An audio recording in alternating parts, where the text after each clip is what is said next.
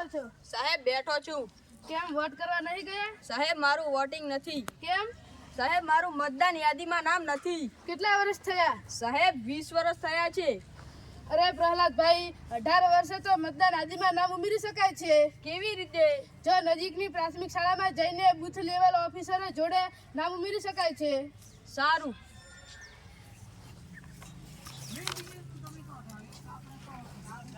મોહનભાઈ શું કરો છો?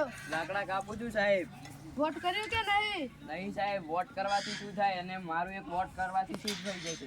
અરે મોહનભાઈ, તમારો એક વોટ કરવાથી તો ઘણો બધો ફેર પડે છે.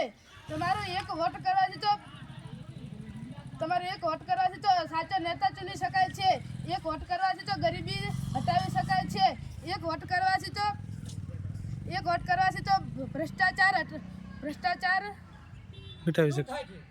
મિટાવી શકાય છે. એક વોટ કરવાથી સશક્ત લોકશાહી લાવી શકાય છે. સાચી વાત છે સાહેબ, એક વોટ કરવાથી તો ઘણું બધું ફેર પડે છે. વોટ કરવું જોઈએ. હા સાહેબ, વોટ કરવું જ જોઈએ.